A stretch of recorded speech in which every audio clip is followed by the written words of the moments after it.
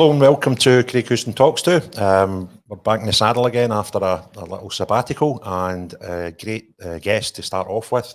We've got Davie MacKinnon from ex-Rangers, ex-Kilmarnock, ex-Arsenal, ex-Dundee, both as a player and on the business side of football. So a fantastic guest with a great insight.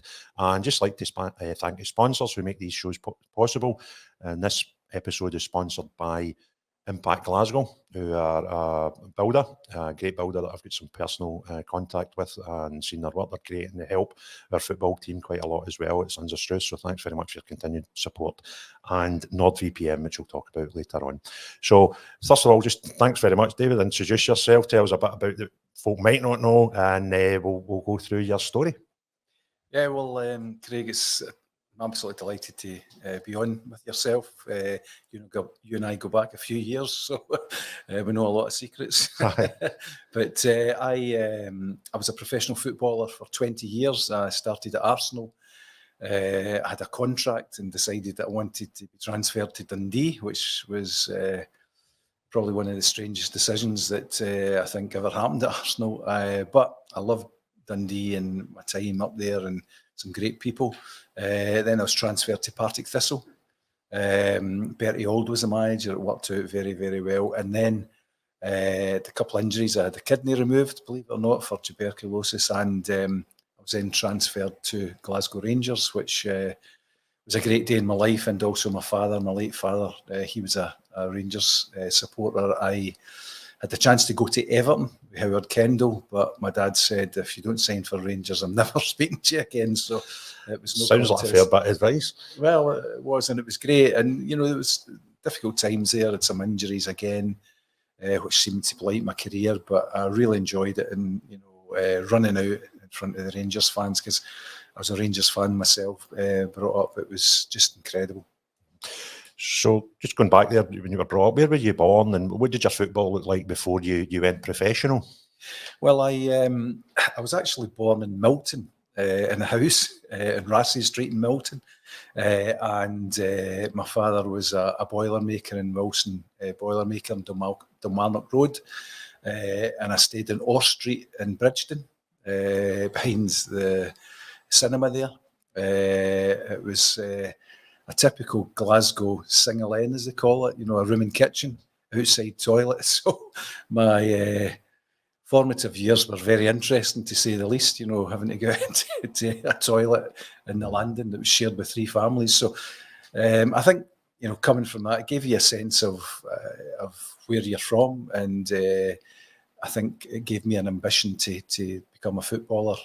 And you know, my dad went to work in Renfrew, went to Renfrew for a number of years and started, you know, BB, club football, things like that, and managed to get lots of trials with English teams, and eventually chose Arsenal to go down and start as an apprentice and then sign professional forms. So did your boys' club football start out in Renfrew?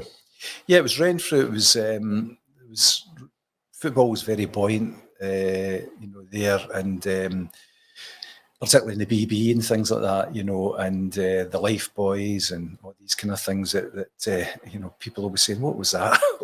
And it was a great upbringing. And I think my school team, we used to be beating something like 20-0 every week. And that again gave you a wee bit of an insight how you could get better. But, you know, I think growing up there was a great education for me, and understanding exactly, you know, what was out there and, you know, how you could better yourself. Yeah. I take it being Renfrew based at the time and playing for clubs around about there, you would be no stranger to the racecourse pitches at Paisley, but near the airport. Yeah, I used to play there regularly, but also the 50 pitches. All along and closer to Hillington, past that way. They were amazing, but they were...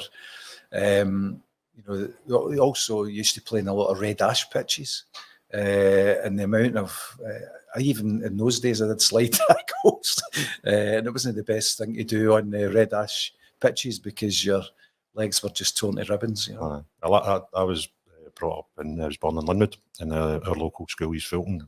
Went one worse. We had a black ash pitch. All right. But as you drove into the school, the away teams were coming.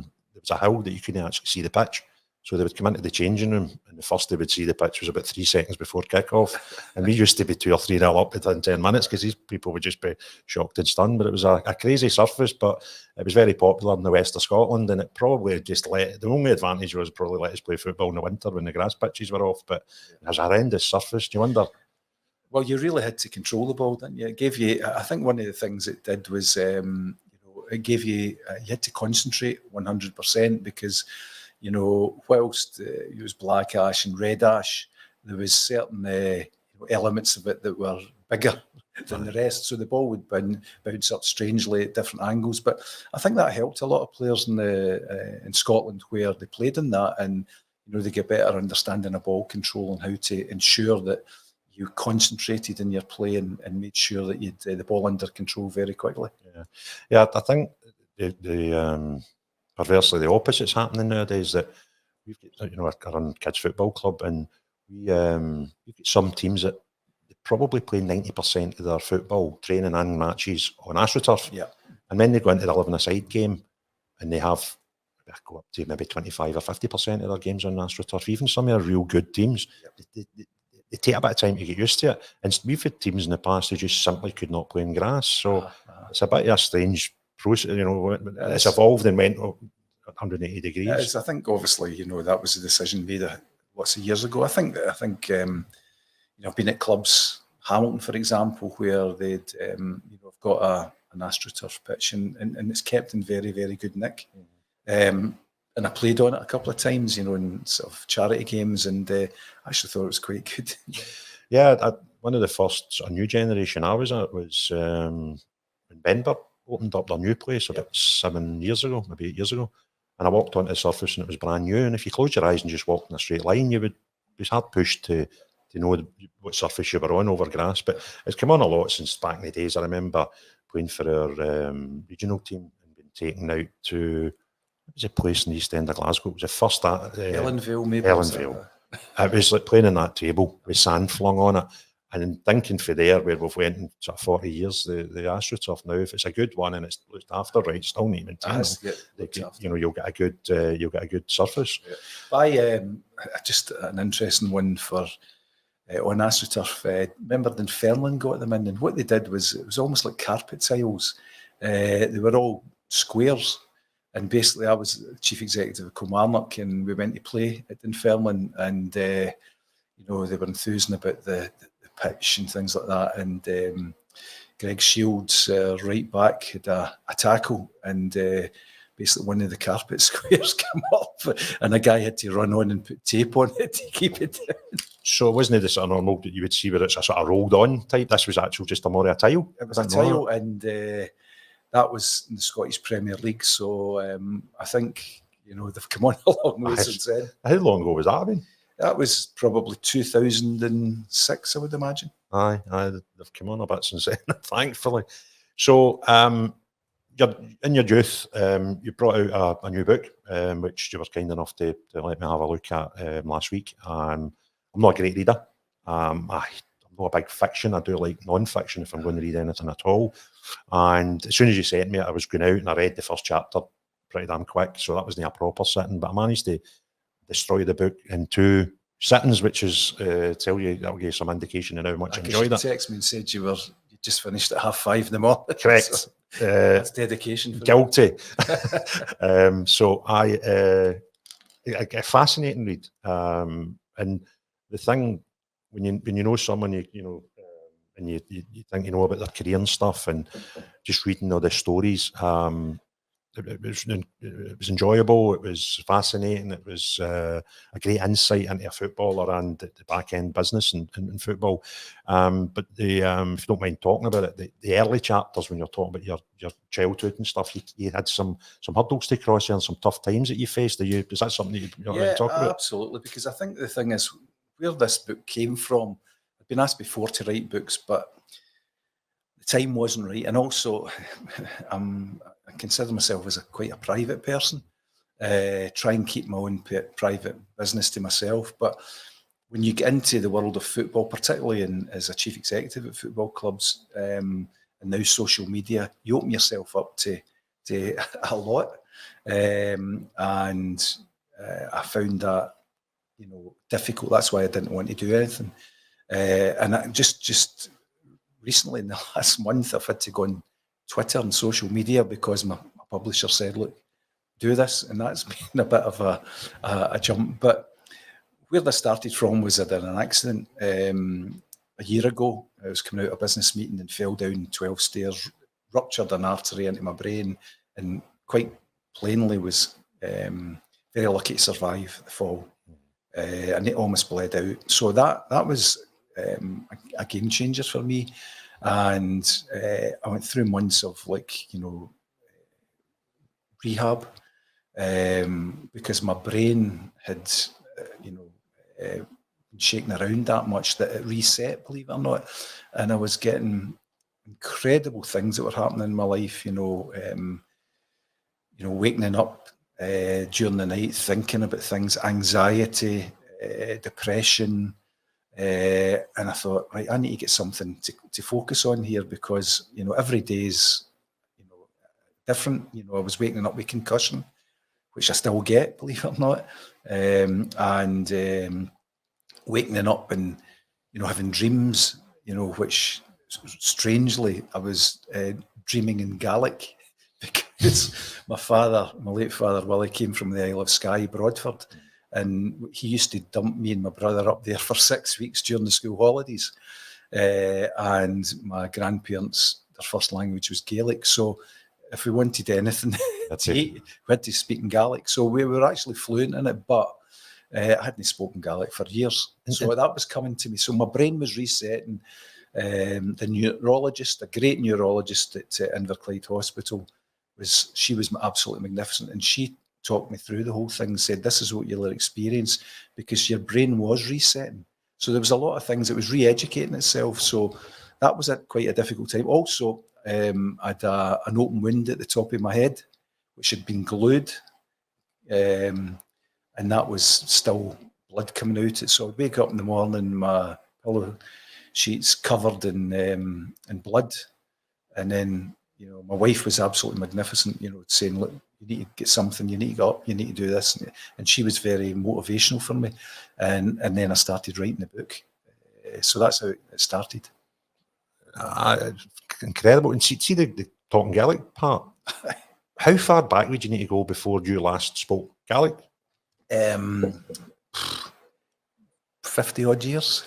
And it just came to you like that. I mean, well, it's still reset somewhere in in your brain. But a trauma like I had, it suddenly came to the fore, and it's a strange thing. But what I wanted to do was write a book that was different. It was about recovery, about being positive, overcoming the challenges that this accident had thrown up.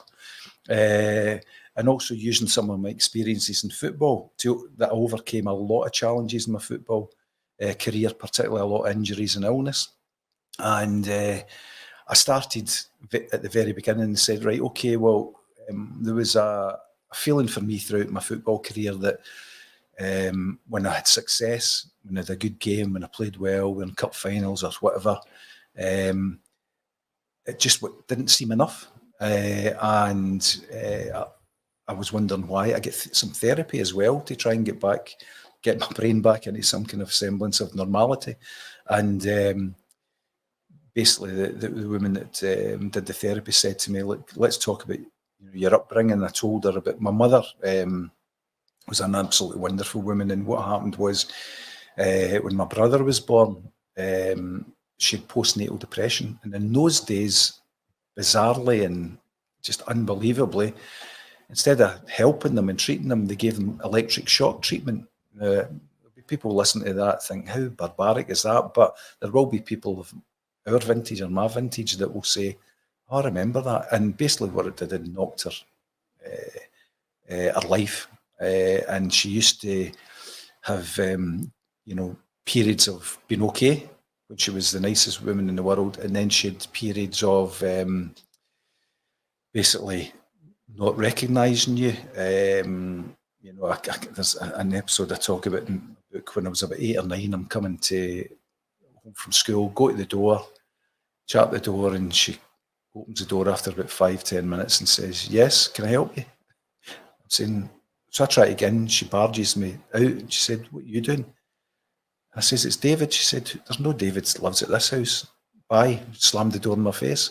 And that was her going through the depression and the stuff that she had because of this electric shock treatment. So what I equated that to during my football career was that, there was always, negative times after positive times because of my experience growing up. But I was able to, as I was getting on in my book, I was able to turn that into a positive, because I really turned it in the head and said, well, if you're at a low point in your life, there's a positive time coming. And that worked for me. And I then started, I can remember going through a period after about maybe 6-8 weeks after this accident,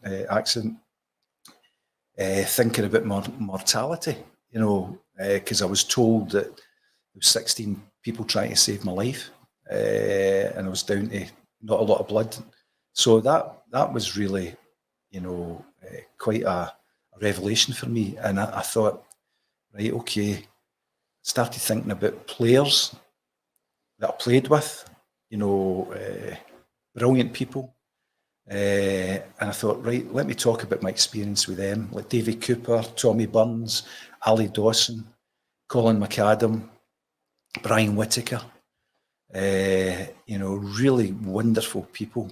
And great experience. So I started talking about my relationship with them and some of the stories the crazy things that we did as players, and how we dealt with being a professional footballer, because it's no easy, to be perfectly honest. And so that was me off and running. And then I thought, but right, okay, well, I've done it with players. Let me think about mortality and think about the managers that I worked under. And a lot of them have gone, like Bertie Auld, Walter Smith, talk about Walter Smith, Tommy Gemmell, and it all worked into a story. And also beginning every chapter I spoke about my recovery, how I was feeling, what experience I was going through that particular day. And that's when the Gaelic thing came in, because it was the strangest thing. I had it over, I was about 4 or 5 nights. I'd wake up at 3 a.m. and it was so vivid in my head. And I could start speaking because I was relaying my conversations with my grandparents. And it was the most surreal thing. But to be perfectly honest, my neurologist said to me, that's to be expected. It's your brain resetting. And that's what I did. So I also had a great amount of support from a guy I know, a PR guy in London called Keith Bishop. And he'd actually fallen at a Premiership game in England and suffered the same as me. So he would phone me up, every 2 or 3 weeks, say, right, what's happening? What's the latest? And I would tell him, and I remember he said to me once, well, he says, I've never spoken Gaelic in my life, so I don't know that one. I can't give you advice on that. But he would tell me about the concussion, about, the mood swings and all that kind of thing, because it was the most surreal thing I've ever experienced in my life. But, I think I'm very strong-willed and strong character, because you have to have that character to be a professional footballer, because you can train, you can be physically fit, you can be a decent player, you listen to instructions from the manager, but if you've not got a mental strength, you'll never succeed. And that's the reality of the situation. So that's where it was. So that was why the book was laid out, and it just evolved. And what I was doing was it gave me a reason to get out of my bed in the morning. I would get out and then say, right, okay, let's think about what I can discuss now. So I discussed a lot of things that were private, personal. I opened myself up a lot, but I think I decided probably about halfway through it, there's a lot of personal things in here, but to be honest, if it helps anyone reading it, I've actually had someone I let read the book come to me a couple of weeks ago and say, basically, you've given me an unbelievable help. And I've said, well, how did that happen? He said, well, I read the book and your experience of leaving Arsenal and the legacy of that. You had a contract and you decided to leave, but you eventually, put it out your mind because it really was. I was just talking about letting the red balloons go. go. Yeah, so it was really just the red balloon thing is actually it's metaphorical red balloon that you let go up in the sky. You've carried this thing about with you, and you eventually let it go. And it was my wife that said to me, "Look, you've been carrying this Arsenal thing about you for years," and I did throughout my career, and it affected my career a lot because what happened at Arsenal was I had been told I was, making my first team debut. I actually got an injury, and my roommate Frank Stapleton and I were told early in the Monday, just keep yourself fit this week because there's a real chance of playing against Stoke on Saturday. I get injured on the Wednesday, broke my metatarsal, and had to get a light cast on my foot and elevate it for 3 weeks in my digs 400 miles from home. So that was quite an experience and a challenge. But when Frank went on to play, and I remember listening to him on the radio and thinking, oh, I could have been there, I could have done that. So I carried a lot of that about. I also had been on loan at Dundee, and they asked me to sign, and I said, no, I've got a contract at Arsenal. And then I went back to Arsenal, and the manager says, oh, you're playing 15 games before the end of the season. But I think that was season 75, 76, but Arsenal were through a real transition period from the double winning side. They were trying to introduce a lot of new players and young players, and that takes a wee bit of time, and they were third bottom of the league, so there was a chance of them getting relegated, and they've never been relegated. So the manager said to me, I'm not going to play you because I need the experience to keep us in the league. And I took that as a snub. When I shouldn't have. I should have said to myself, right, well, that's fine. I'll work harder and prepare myself for the following season. But I don't offer to go to Dundee. You promised me first team football. And that was the most important thing for me at that time. And I decided, whilst I had a contract at Arsenal, I decided to go and see the manager and say to him, I want you to rip that up. I'm going to Dundee. And I was very friendly with Alan Ball at the time. And he could not believe it. He actually said to me, I'll come up to the manager and I'll tell him that you got a bang in the head or something like that.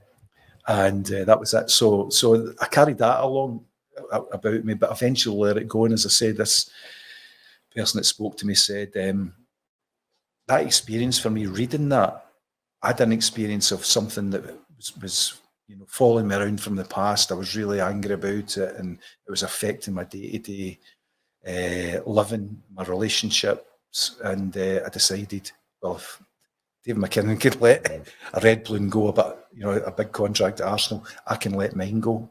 And he did it, and he said, I feel 100 times better.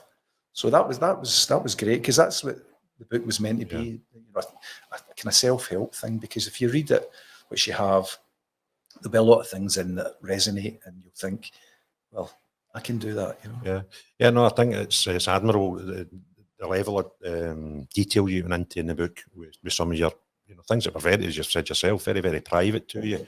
And I think sometimes when you get to that point when you're doing a book, I'm fortunate that I'm doing as the author of it, I couldn't write a book. Somebody came and wrote about my story, and I found, and I think you spoke about it towards the end of the book, that process helps you personally.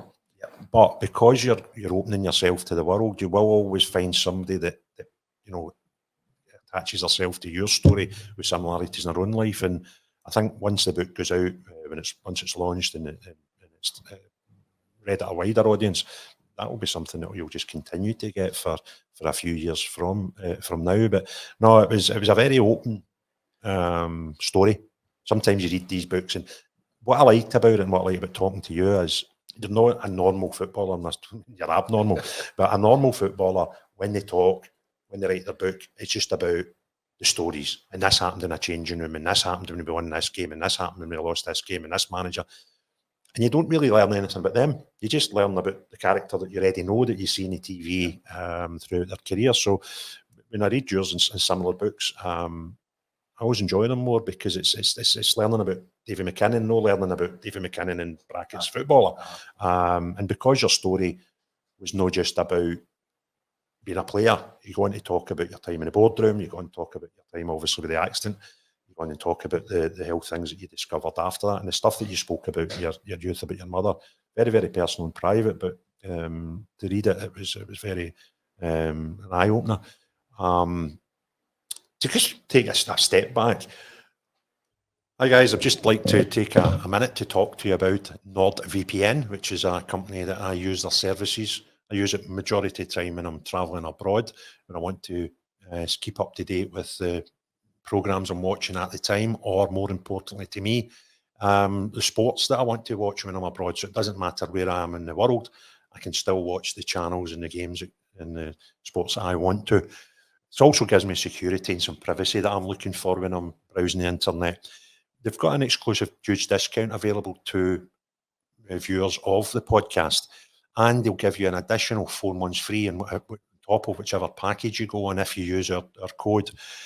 To get that, plus a 30-day, no quibble, money-back guarantee, all you need to do is log on to nordvpn.com/Craig, CRAIG, and that'll get you the exclusive discount plus the 4 months free on top of whichever package you go for. So go and give them a look, guys, and certainly I've had no problem using them in the times I'm travelling abroad when I mostly use them. Thank you very much.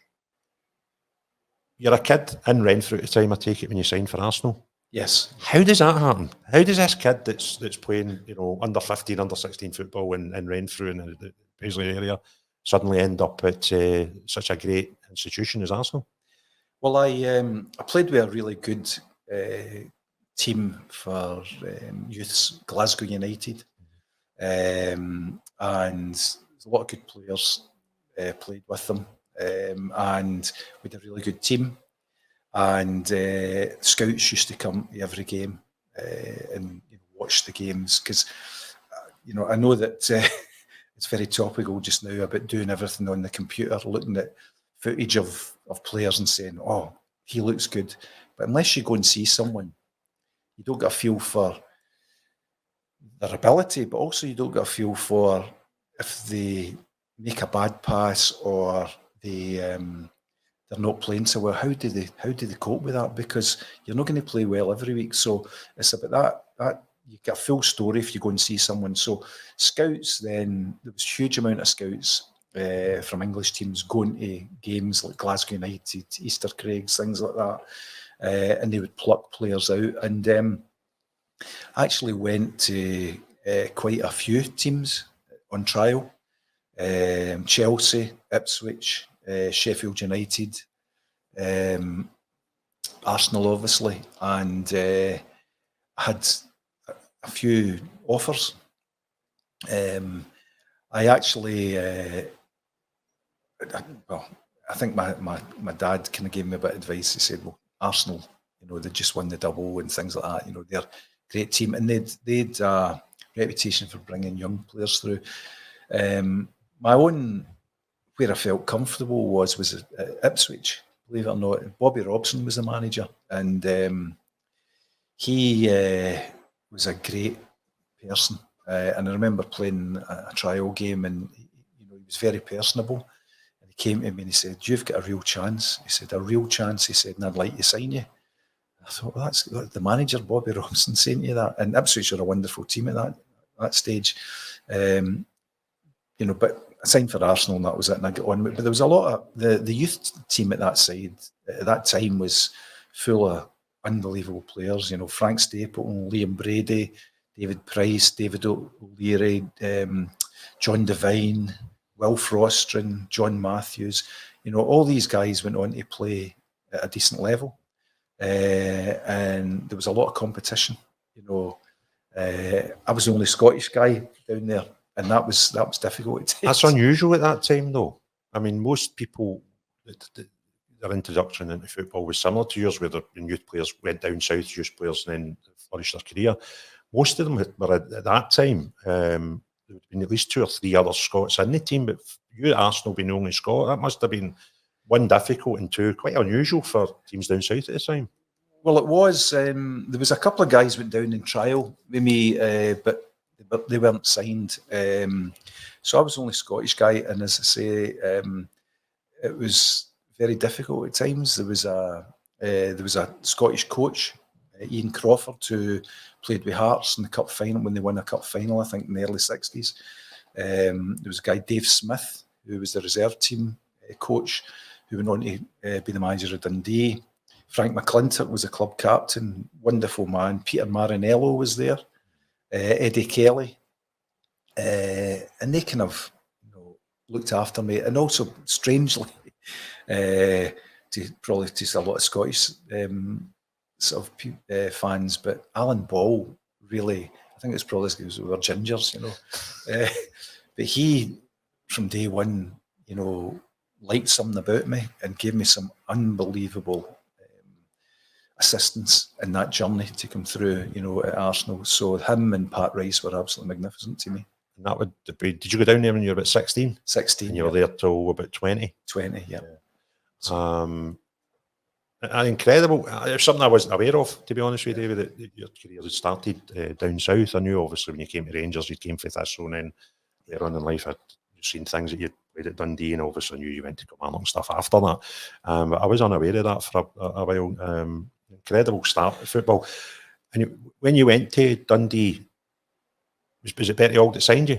No, sorry, Tommy Gemmell that signed you? No, it was actually ex-Rangers manager Davie White who signed me. And I had the strangest introduction because I was supposed to play, Dundee won the Premier League, and they were playing Celtic at Dens Park. I think I signed something in the Monday of the previous week. And Davie White said to me, right, you're making your debut, first team debut against Celtic. And I thought, yeah, beauty. And they'd players like Dalglish and all that kind of thing at that time. But he said to me, he said, you've not played for a week or 2. He said, so I want you to play in the reserve fixture at Parkhead. And I said, I know, boy. And somebody tackled me and flaked a bone off my ankle and was out for, I think I was out for 14 months. Serious? So you've signed for Dundee, and you don't play for over a year before you get to be fit enough to play your first team? Davie White's gone, Tommy Gemmell's in, and that was it. So, and also to compound things, when I left Arsenal, Bertie Mee, the manager, said to me, Davie, says, you're making a big mistake. He said, you will play, I've got a plan to bring in players into this first team. He said, over the next season, and you're one of them. You'll be playing here and you'll become a regular. And, but I didn't listen, which was strange. But as I'm going through this rehab of, I had 2 operations in my ankle and was told my career was over at one stage. And I'm looking at Match of the Day, and, Frank Stapleton, Liam Brady, all these players are excelling in the Arsenal first team. And I thought, crikey. And even Pat Rice, because I was the understudy to Pat Rice, who actually helped me incredibly. And Pat was transferred to Watford, so that was my place, But they put John Devine in, and he was basically my understudy. If you know what I mean, there was a so I wasn't there, so he jumped into the first team and did very well. So took the opportunity. So that. And that rehab, that was a real dark place for me to cope with that, being told my career could be over. Still to make my debut for Dundee because of injury, and then looking from afar where players are making their debut, and Bertie Mee was right in what he told me. So that took a lot of inner strength to overcome, but as I said to you, I've always had inner strength, and I overcame a lot of challenges to get to where I wanted to go in football, and that was just another thing. And going back to my injury and the heart things that were discovered from that, I if I've overcome what I've overcome to become a professional footballer, then that's the rest's dead easy. So. Well, that's a good positive outlook, to be fair to you. So I didn't appreciate that when I read the book. I think thinking back, it was there. I've just not put all the dots together. So you're 20 years of age, you make the incredible decision to leave Arsenal, and bang, right away, almost you've got this 14 months where you're not playing at football. I don't think it's any surprise you just read Ballin for a while, Davey, because I think even without the injury, it's a sort of move that you would always think, oh, I've done the right thing. And but when you put the injury on top of that, and the fact that you had to play and you're learning, well, you might not play again, I don't think it's any surprise at all that you thought at some points, was I doing the right thing? It's not working for me. That's what I thought at the time. And, but as I said to you, you as a footballer, you need that inner strength. You need that determination, because it's not always a bed of roses, but also, in writing my book, I believed everything was for a reason. And I actually come to a lot of conclusions about things that happened to me during my career. The Arsenal one, strangely decided that was for a reason, going to Dundee, because Tommy Gemmell was there. And Tommy Gemmell, I remember saying to Tommy Gemmell, what a penalty kick taker he was. He took penalty kicks and basically hammered the ball all over the goals, always scored with them. And one of the things as a young player, you want to know the secrets. What's the secret? So I remember saying to Tommy Gemmell, what's your secret about your penalty? And he said to me, Davey says, I've got no secret. He says, what I do is I go up, I put the ball in the spot, and I run up, get my head over the ball and hit it as hard as I can. He says, and if I don't know where it's going, the goalkeeper's got absolutely no chance, right? And Ted McMahon have the same philosophy about football in general, because that was the sort of thing he would do, and you played with him, didn't you? And you talk about it in a book. But what a character he was. But so 14 years later, I'm the captain of Kilmarnock. We've come from being the second worst team in Scotland to a final day when, if we win, we get promoted. And it's one each. Big crowd at Rugby Park, one each against Cowdenbeath, getting into the last 10 minutes. We get a penalty with 8 minutes to go. I'm the captain. No one else wants to take it. So I grab the ball and, in my life, I'm walking up. Tommy Burns said to me, Davey said, you'll need to score with this, because if you don't score, the club's going nowhere. Right? And I said, oh, no pressure, Tommy. And then he crossed himself. And I said, cheers. And so I'm walking up and I hear all the players are going, come on, you need to score, you need to score. And I thought, right, okay. Well, I realised the enormity of what I was about to do. And then Tommy Gemmell's voice came into my head as I'm walking up. Put the ball on the spot. Get your head over it, hit it as hard as you can. And if you don't know where it's going, the goalkeeper's got no chance. And that's what I did. And I scored. And Kilmarnock get promoted. So as I was writing that, strangely, my brain decided that's why you left Arsenal. Because you'd never had that experience. So it's incredible. And that was something that I took out of the book. I think it's normal now. Most people in life will have some issues with mental health, and I've certainly had mine in the past.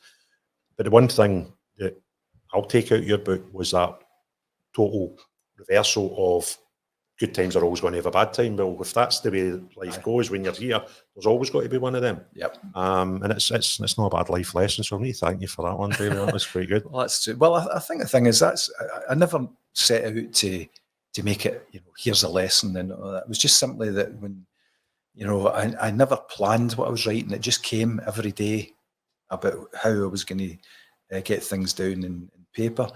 And when I started to look back at it and say, right, well, here's a lesson, everything happens for a reason.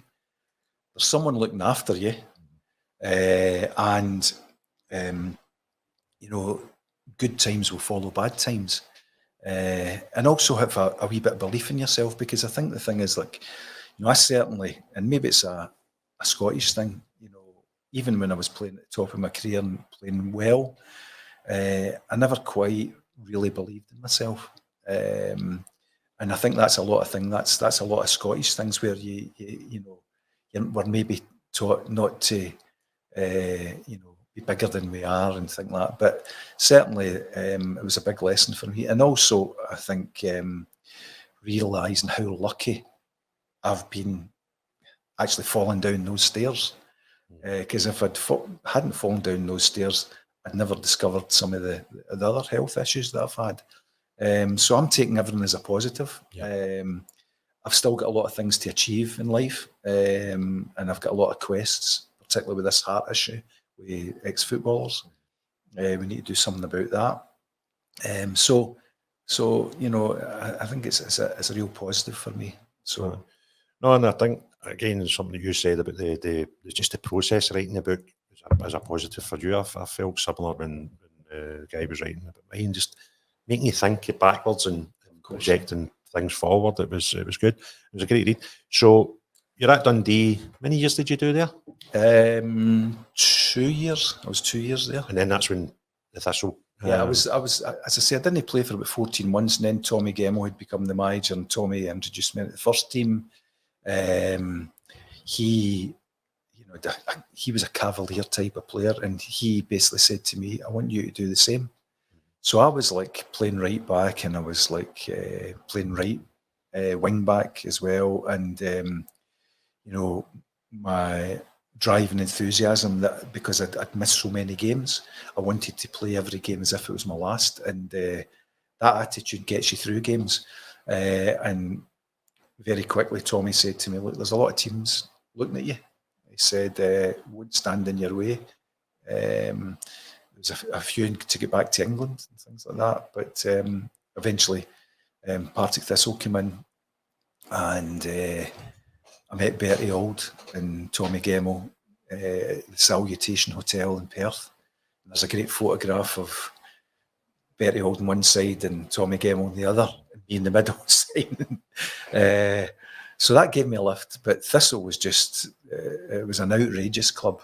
Absolutely. It was a brilliant dressing room, but, talking about surviving and that, you really had to have your wits about you. Some of the things that happened there were just surreal, unbelievable things that happened in that dressing room. And Bertie, bit of character. I had the fortune of working for his son Robert, the motorshed, about 99, 2000. And the garage we worked in was out in East Kilbride, and Bertie was living in Straven at the time. Yep. So he'd been in the garage maybe 3 or 4 times a week during the week. And I was one of the few salesmen that was working in the place at the time that was into football. So although we were obviously different ends of the spectrum, she sat and blether away, and I got a tannoy out one day, Craig Houston at the manager's office, and I thought, done. And I walked in, and there was 2 directors, and Robert, who was the general manager, and I didn't actually realise Bertie was in the corner. And I'm thinking, I don't know, it's a bit serious, isn't it? And Robert got up, walked around his desk, and he says, "Right, again, put your hand out, shut your eyes." I says, "Robert, we're not at school here. Am I getting the bell? What's going on?" He says, no, it's not bad. Just put your hand out and shut your eyes," which I did. And he placed something in my hand and shut my hand. And he says, "Now see, before you open your hand, just to let you know, you'd be the last orange bee ever to get on in one of them." And I opened it up, and it was Bertie's Lisbon medal. Oh, was it? Aye. He was a lovely man. He used to wear it around his neck, but it was like the strangest thing, because I'd signed, and Bertie never told me that they were part-time, to be honest. And but I tripled my wages. So you went from Dundee, which were full-time, yep, to Partick part-time and 3 times the wage. Yep, and I then got a job as well. So I was a millionaire. Aye, absolutely. But I remember I came in, we were playing Dundee United at Firhill on the Saturday, and the notice board, they put the team up, and so I'm playing. Right, so I'm thinking, great, making my debut against Dundee United, which was interesting to say the least. And basically arrive at Firhill 10 a.m. I'm thinking to myself, 10 a.m. The game's, it's a 3 o'clock kickoff. So I said to Big Ruffy, I says, what's this about 10 a.m? He said, oh, you'll see. So I got there 10 a.m. and basically all the reserve teams there as well. And basically Bertie came in and put up another team sheet, and he was playing, Pat Quinn, Davie MacKinnon, and reserves. So we went on the pitch at 10:30 in the morning, and it was an hour, half hour each way practice game. And I'm thinking to myself, right, okay, it's going to be just tactics, free kicks, or how to position yourself, corners, who to mark, all this kind of thing. And it was a boy called Ronnie Sheed playing against me, and Ronnie played the ball too far, and I got it, and I got the ball and stood in it with my hands in my hips, because I thought that's the over. Me Bertie whistling like mad. MacKinnon, I brought you because you could tackle, he said, and run about. He said, you better start doing it.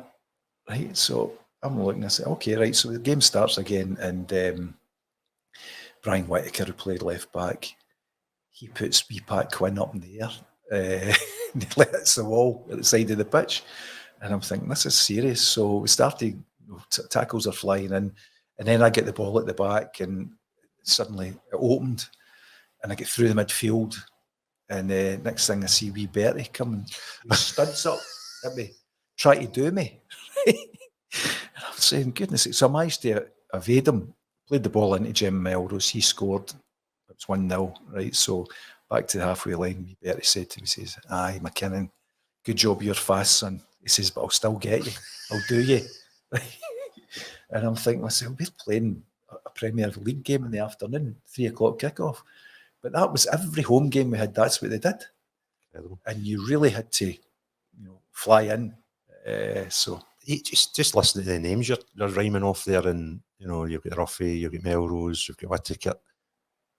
Not a bad team. Thistle had a brilliant team at that juncture. They had it was Ruff, MacKinnon, Whittaker, Jackie Campbell, Andy Anderson at the back. They had Jamie Doyle midfield, Ian Gibson, Ian McDonald, Kenny Watson that used to play with Rangers, played Alec O'Hara up front, Colin McAdam, Maurice Johnson, Dougie Sumner.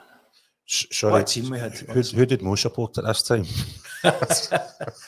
I think it was a Rangers supporter, he told me anyway. So what a team we had, and we were probably in the top 4 in the Premier League. And there was one season, there was a huge freeze, 1979-80, and we played Motherwell and gone top of the league. But Part-time. But the freeze came in, and we didn't play again for weeks and months, and we ended up 6th in the league. I think we didn't win a lot of games after that, because we were training in school halls, we weren't fit, because we couldn't find a place to train. So it was a great team, and Bertie Auld was a great manager, because what he did was very good tactically, but what he did was he played mind games with you, because an example, right? So he does. Remember, we're training 3 times a week, so we were either running through Postle Park, and I remember the first time I ran through Postle Park way up Balmore Road and things like that, and he said to me, he says, right, you and Ruffy go. He said, Ruffy knows the route, right? So I'm saying, right. So he's at the front door at Firhill, blows his whistle, big Davie MacKinnon, he's got the stopwatch, go, right? And we get to the top of Firhill Road, turn round, I think it's Panmure Street, and there's a taxi waiting side of the road. And Ruffy says to me, right, come on, let's get in the taxi. I said, no, there's absolutely no chance that's going to happen, Ruffy. He said, no, he said, Bertie stands at the front door. I said, no chance. So he jumps in the taxi and he says, I'll get you at the end of Balmore Road, or maybe just round for the pitch, he said, and we'll run in together. So he gets the taxi. I think he goes for a fish supper or something like that. And he says, says, that running's no for goalkeepers, Davie. Right, so I'm running right round the streets, managed to get to them. I see the taxi in the distance about maybe 25 minutes later, and Ruffy gets out, starts sprinting. So he's about maybe 100 yards in front of me as we come into Firhill Road. And basically, I managed to clock back a bit to about 50 yards, and then he Bertie does his stopwatch, and he says to me, MacKinnon, I thought you were fit. He said, but imagine letting Big Ruffy beat you. I said, oh, you're right, Gaffer. I said, Ruffy's faster than you think, you know. and then he said, right, on the track. So I had to go on the track and do 12 laps sprinting. So that was the kind of things that happened, but it was outrageous. It was brilliant because the dressing room, everybody got on with each other. Everybody liked each other, and the elephant in the room was wee Bertie, because he did that deliberately. He made sure that the players didn't like him, and it was always wee Bertie this and wee Bertie that. But he was playing a game because he used to smile. We used to go on the Firhill pitch, and there was a thing called I forget what the name of it, but where it was you sprinted. There was divisions round the pitch, halfway line, 18-yard box, behind the goals, corner flags, and there was 2 each station. What you had to do was the first one sprint to the next station, jog round, then come back to your spot, jog 2 stations, back to your spot, jog 3 stations, and then eventually you were sprinting the whole pitch. And I remember first time I did it, I thought, it was a coffin, it was called. That's what it was called. And I remember the first time I did it, I thought, goodness sake. And then what happened was, just when we were doing the final one, the full sprint, Bertie blew his whistle, said, stop, Ruffy. You're letting your teammates down. Back to the start again. And we went to do it again. And all I heard was expletives for all the players. And I knew then that they were one. It was like 3 musketeers, you know, one for all, no for one. And Bertie was the enemy. And he was playing that psychological thing, and we actually we started to realise that, and we used to try and catch him out and things like that. But he was an incredible man, you know, incredibly intelligent, and you know, a great laugh to be around. Some of the stuff that he did, and I've written a lot about that, you know, anecdotal stuff. So how long did you do at Thistle? I was there 4 years, and again, I had a kind of almost a life-changing injury. I just played for the Scottish League against Northern Ireland, and believe it or not, despite the fact that I had Sandy Jardine, Danny McGrain, John Brownlee, George Burley, Raymond Stewart, all playing right back, Jock Stein told me after that game, you're in me a chance making your Scotland debut. And I went, oh, that's great. I think it was just being nice to me, to be honest. But I came back, and then it started to feel really quite ill, no energy. And then I just got tests and discovered I had tuberculosis, and it had gone into my kidney. So I'm 24 years of age, just have played for the Scottish League, and supposed to be the next, getting a chance with Scotland. And I get my right kidney removed when I'm 24. And again, I was told my career was over, and I thought, no chance. I've not worked as hard as I've worked not to get back. So I had 6 months rehab and get back, and played for Partick Thistle in the Scottish Cup against Clyde. And I was made captain, and I came back and played. And that was me. I get back, and one of the things that I did during that rehab time was think about my game, because I'd played at Arsenal, and you know, I was a far better player at that time than I had become, because I'd lost a wee bit of focus. The game was dictating to me rather than me dictating to the game. So I said to myself, something has to change. So during that 6 months, I looked at my game and said, right, you need to change your game. You need to get back to what you were. So I came back into the Partick Thistle first team, and played very, very well. And Bertie Auld went, to Hibs, and Peter Cormack came in, and Peter wanted a change. He wanted the old school out, if you know what I mean, the better people out, which happens, and I respect that and understand that, because every manager wants to formulate a team, that he brings in, and basically said, "Oh, you can go." He says, "If you can get a club." In those days, you were under contract, even though if they didn't offer you a new contract, you still had to, basically get transferred. So Everton came in for me, St Mirren, and then Rangers, and that got me my change of attitude after realising my career could be over in my kidney. Got me my move to Rangers, because John Greig did say that to me. He said, he says, "I watched you after your kidney operation," he said, "and every time we played you, you were the top player, your enthusiasm, your drive and all that kind of thing." He says, "and that's what made me sign you." And I thought, oh, goodness sake. So everything happens for a reason. And it's how you can either say, oh, life's thrown me another bummer here. You can do that, or you can say, no, I'm going to change this and I'm going to do something. And that's what got me the Rangers move.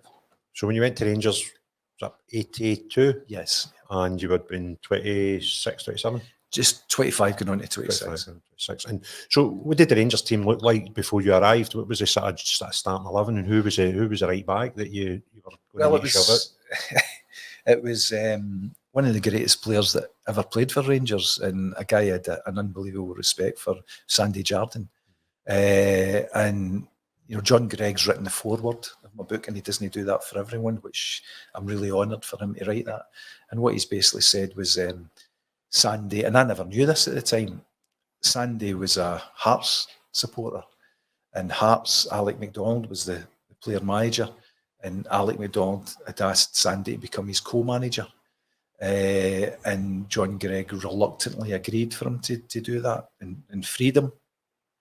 And he said, "I needed a right back, and you stood out for me, and you came in." So I came into the side, and it was a transition. Tommy McLean had left, Tom Forsyth had left, a lot of the old school. Alec Miller was still about, and I came in. And to be perfectly honest, as a footballer, the better quality that you play with, the better you become as a player, because John Greig had and Tommy McLean was a great coach as well. The two of them were brilliant. And they used to say, Jim Stewart was the goalkeeper, "Right, Jim, when you get it, you roll it out to the fullbacks." So he'd roll it out to me, or roll it out to Ali Dawson.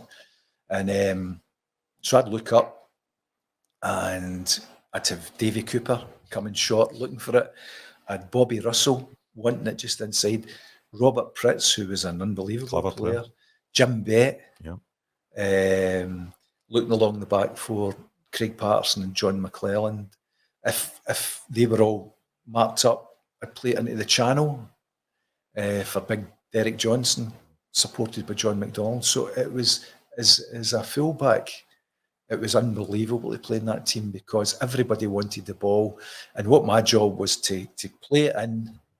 If I played it to Coop, I'd go and I'd overlap and get into a position where I could get into the final third and cross the ball into the box for big DJ, and that happened on many occasions. So for me, there's a saying, playing out your skin. I was playing out my skin, and I loved it. I loved just the way that my career was back on track again.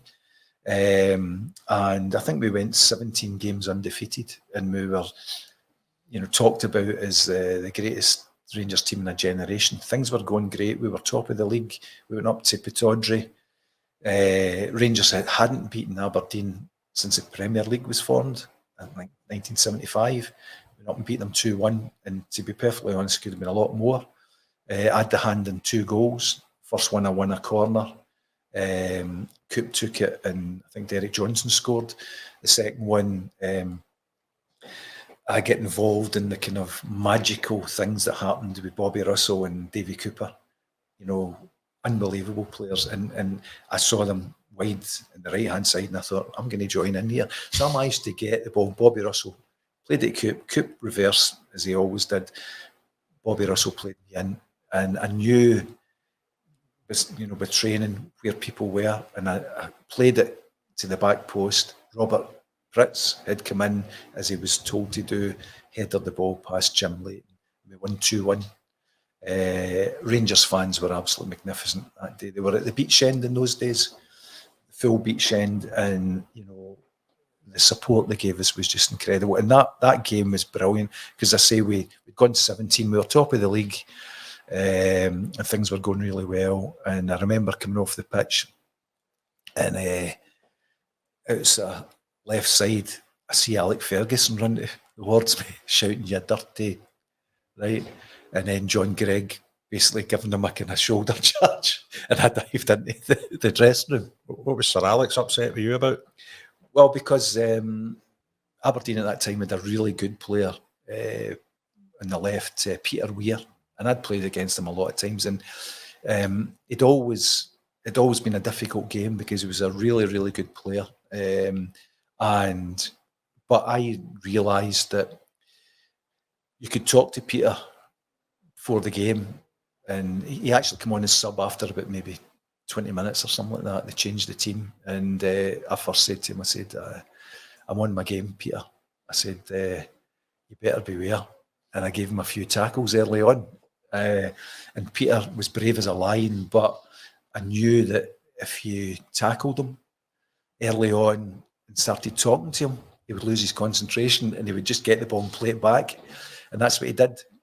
So Sir Alec, as he's called now, was a wee bit angry because I'd thwarted his threat of Peter Weir by a bit of psychology, but also a bit of hard play. Fair play, but hard. You had a personal battle to win, and that's what a lot of managers and coaches talk about. If you go and win your personal battles and we win more than they do, it'll give you a wee bit of an edge, and it could be the difference between winning and losing or drawing.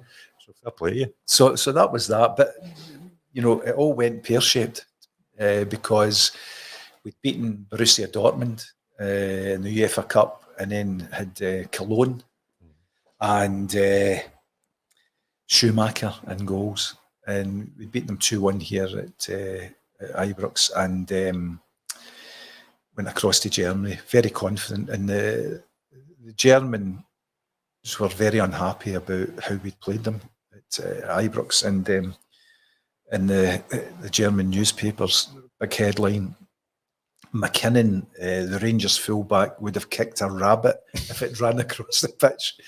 So we get to our hotel in Cologne. I'm rooming with Ali Dawson, and there's a lump in the bed. And I'm saying to myself, "What's the heck's that?" Ali's saying, "What's that?" So I lift it, and there's a dead rabbit in the bed. So we quickly changed our rooms and going. But that game, it was in their old stadium. I think there was about maybe 70,000 there, and I think there was about 15,000, 20,000 Rangers supporters. But we were expected to win because we were playing so well. And before the game, they were practicing volleys from the edge of the box. Like Barsky, that played from the winger, he was crossing the ball back to and I'd said to Ali Dawson at the time, better keep our eye on for that, because don't let them get a cross in. And they're volleying balls in the top corner. First 20 minutes, they're 4-0 up. 4 volleys into the top corner. And it was just, and then the game settled down. I gave away a penalty, which I think was outside the box, but so we could beat 5-0. And what we should have done was said, that's a one-off, but we didn't. We let it linger in our minds. And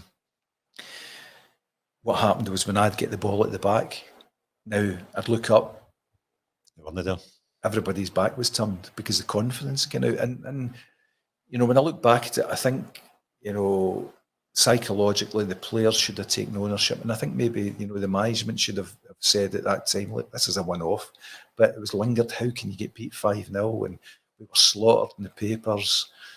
Disgraceful, all this kind of thing, and it really affected the team. And we ended up third in the league when Dundee United won it. That was, I think, my first season going to watch any Rangers games would have been about 79, 80, and although Rangers had won trebles and stuff in the past, but I had no memory of that. I was only a kid. I would have been about 4 or 5. So around about 80, 81 was when I really started going, and I'd have been about 9-year-old. I was at the Dortmund game. I remember, and oddly enough, we were sitting near the Dortmund fans, and this guy came down halfway through the first half with leopard skin trousers, a skin tight, wavy shirt. Rod Stewart, was it? And the hair. I like Rod Stewart. I thought, Rod Stewart went to support the Dortmund. That was one of my earliest. We'd played Dukla Prague, I think, the year before, and we get put out in away goals. And I remember Rangers winning. It must have been the second leg, and I was at that at home. And my dad having to explain to me on the way back to Linwood how Rangers weren't in Europe anymore. And I'm like, but we won. So that was sort of my early formative years as a fan. The Dortmund game was incredible because the Westfalen Stadium where Dortmund play, it was full to capacity. And that was the Ibrox was modelled in the Westfalen Stadium. And it was incredible. And, you know, my game was getting forward, but also defending first and foremost as a right back. That's a novel idea these days. But that's what I was. And so I defended first, but I knew when we get forward, I could get forward. John Gregg said to me, he said, I don't want you crossing the halfway line tonight. And that's what I did. So I just defended. But this upbringing I had at Arsenal about learning the game, defending was easy for me. It was all about positioning, about communication.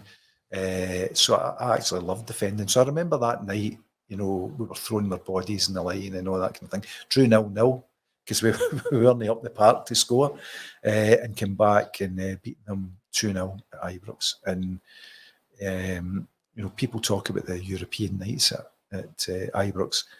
That was incredible. I mean, the experience of playing in that game in front of the fans. All the fans were behind us. They cheered from start to finish. The players, and what I think is, you know, going into chief executive at clubs, what the clubs have to do is align every aspect of their operation, from the boardroom to the dressing room to the players to the football management to the staff and to the fans. Because if you don't align everything, you know, if the fans feel that they're disenfranchised in any way, it doesn't work, because poor performances will be rightly analysed. But the fans, you know, if they're aligned with the vision within a club, and that's what you have to do. So it's all aligned. Clear objectives are set out, clear strategies are set out, and what every component, you know, board, players, staff, fans can make to that plan. It all works. On that night against Dortmund, it was clearly aligned. Everything was there. Everybody, the club at that time was really aligned. The fans were just magnificent, and they cheered us off the park. It was a great performance, and you know, the great players played, the Coopers, this world. But again, it went pear-shaped against Cologne. And do you think that single 90 minutes of football caused that whole thing, the wheels to start coming off? Is that as simple as that? Against Cologne, yeah, absolutely. Because we'd played Cologne at Ibrox, and it was just after the World Cup, and Schumacher had halved Battiston of France in two and stayed on the park. And as you remember, at Ibrox, in those days, there was a warm-up area under the main stand. Davie, I used to spend many an hour standing. We were in section J, which is about one to the right of the director's box. And that was the only section, when I started going to Rangers games, that had any season tickets. Tickets, there was a few hundred of us. And it was before they bricked it all in. I used to come up early. I used to play my game for Linwood Rangers in the morning and get my dad to take me as soon as, and just you and John McClelland and all these guys. And I was a sort of budding centre half, and I was playing for the school. I would play a couple of years up, they would stick me right back. So you and McClelland and that would be the ones I'd watch. And I've got a distinct memory of the 3 balls that were hanging, slightly different heights. That was medicine balls. You used to go bang, bang, and they would. Is that where they actually? Well, they did that in training, medicine balls, which was a bit surreal. But on that Cologne game specifically, Schumacher had just come back, right, for the World Cup, and he was a crazy guy. And I remember we were running and warming up and things like that, and he had a ball and he was putting it off the wall and catching it, right? So all the players were keeping away from him. And I remember running and then turning just about maybe 5 yards before I got to him. And as I ran to him, he turned, whacked the ball off my face. And, he was a giant. I thought, you're not getting away with this. So him and I were rolling about in the red blaze there before the game starts. And Big Peter McCalloy came along and pulled us apart. And I knew a bit of German because Arsenal had played a lot of tournaments in Germany, so I picked up a lot of German, particularly how to swear. So I was swearing at him in German, and he was raging. He was trying to punch me. It was outrageous. And then the game started, and we had I had a great understanding with Robert Pritz, and I knew if he got the ball in midfield, I would make a run forward, and he would play the ball into me, and then I could cut it back or get it into Big Derek Johnson or John McDonald. So after about 5 minutes, he's got the ball in midfield, and I see him, and he doesn't have to say it, and it's telepathic. So I start running, and he overcooks it, and it's running into the Cologne box, and I see Schumacher leaving his line, and he's running, and I'm thinking, yeah, big, I'm not going to bottle it here, you're getting it. So the two it's almost like a kung fu kick. So he kicks me in the chest, and I kick him in the chest, and we're down in the penalty box, and their players are come up and again swearing in German, which I understood, and I was swearing back at them, and the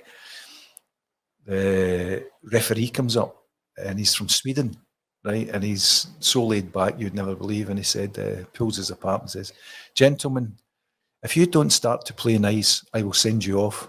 And that was it. Leave the yellow. No, the yellow.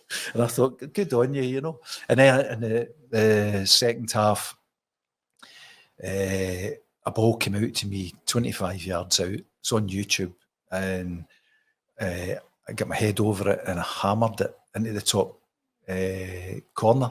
So it's getting into the top corner, and the big man throws himself and turns it around the post. And I thought, you might have let that get in, big man, because it'd have been a screamer of a goal, to be honest.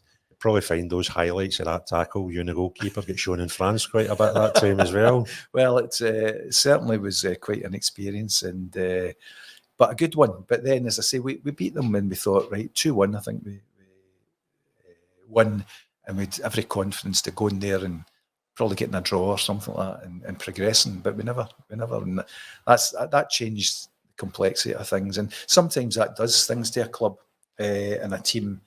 The good teams, if they are beaten, they use it psychologically, they turn it in its head of that's a one-off, you'll never experience that in the season, let's get back on track. But we never did that, and that wasn't good. And then ironically I get injured because right back was my position, and I get injured up at Tawdry again in January, and I was out for 6 weeks with an ankle injury.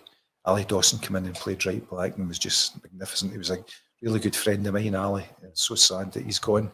And I knew then that the way Ali was performing, I had to play in another position. So I ended up playing left back, occasionally right back, centre half, right midfield, centre midfield. And I got the tag when John Gregg left and Big Jock came. He said, McKinnon's a great utility man because I can play him anywhere. And once you get that utility man tag, you're finished. That's that. But surprisingly for me, I've done the stats. Alistair Aird, who writes some great Rangers books, he did the editing of my book, and Alistair came up with the stats, and I'd played 177 times for Rangers, so I'm proud of that. Hi guys, I'd just like to take a minute to talk to you about NordVPN, which is a company that I use their services. I use it majority of the time when I'm travelling abroad, when I want to keep up to date with the programmes I'm watching at the time, or more importantly to me, the sports that I want to watch when I'm abroad. So it doesn't matter where I am in the world, I can still watch the channels and the games and the sports that I want to. It also gives me security and some privacy that I'm looking for when I'm browsing the internet. They've got an exclusive huge discount available to viewers of the podcast, and they'll give you an additional 4 months free on top of whichever package you go on if you use our code. To get that, plus a 30-day, no quibble, money-back guarantee, all you need to do is log on to nordvpn.com/Craig, CRAIG, and that'll get you the exclusive discount plus the 4 months free on top of whichever package you go for. So go and give them a look, guys, and certainly I've had no problem using them the times I'm travelling abroad when I'm mostly using them. Thank you very much.